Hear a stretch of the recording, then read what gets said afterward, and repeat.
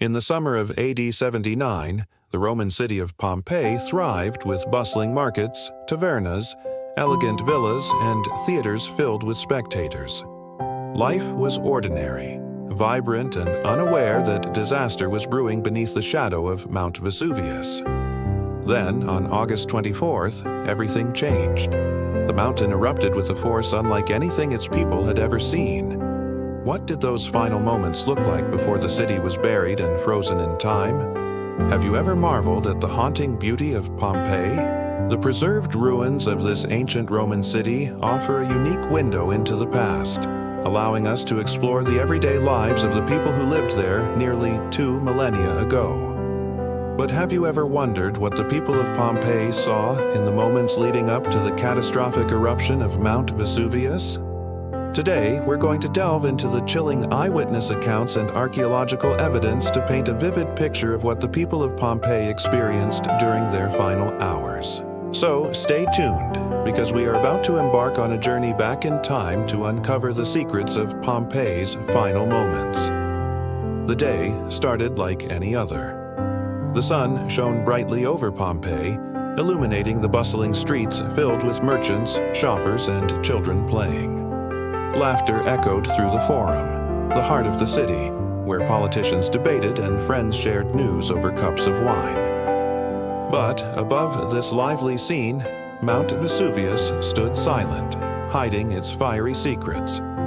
Little did the people of Pompeii know that by nightfall, their world would be turned upside down. A low rumble, a distant tremor, nature's first signs of unrest went mostly unnoticed against the backdrop of everyday life. People went about their daily routines, oblivious to the danger that lurked above them. As the morning progressed, the sky grew darker. A thick gray cloud emerged from the summit of Mount Vesuvius, casting an ominous shadow over the city. At first, it was dismissed as a harmless cloud, perhaps a sign of an approaching storm.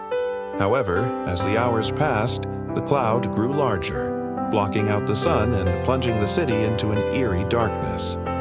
People began to take notice, whispering and pointing at the ominous cloud that now loomed ominously over the horizon. With the arrival of midday, tremors shook the ground beneath their feet, startling people from their daily tasks.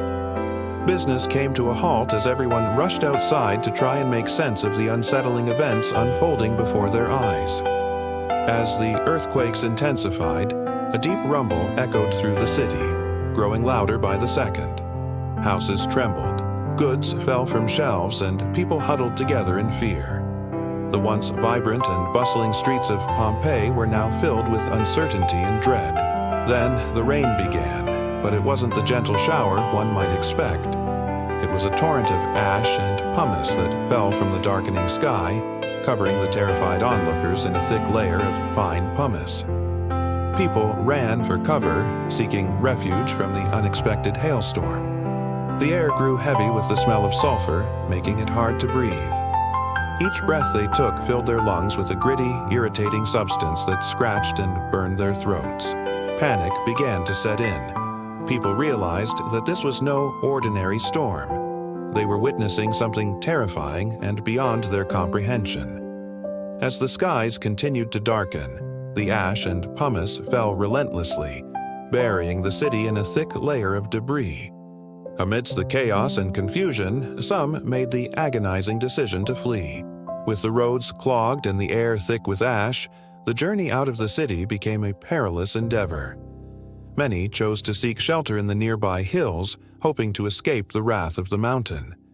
Others headed towards the coast, believing the sea would offer some respite from the falling pumice. But as they ventured away from the city, the full extent of the disaster became clear. The fertile fields and vineyards of Pompeii were transformed into a scene of devastation. The rich soil was covered in a layer of pumice, burying the crops and choking the vines. Homes in the countryside were abandoned, their roofs caved in by the weight of the pumice. Flocks of birds flew frantically overhead, their panicked cries echoing the terror felt by the fleeing citizens. Yet, even amidst the chaos, acts of kindness and camaraderie emerged. Families helped each other, sharing what little food and water they had, trying to comfort the frightened children and the elderly who struggled to keep up. Friends and neighbors supported each other, forming a united front against the terrifying ordeal. But as night fell, the full horror of their situation became evident. Those who had fled were forced to spend the night exposed to the elements, choking on the fine ash that settled around them. They huddled together for warmth and comfort, sharing stories and jokes to keep their spirits up. But the darkness brought with it a new wave of fear and uncertainty. They were trapped in a nightmare with no escape in sight.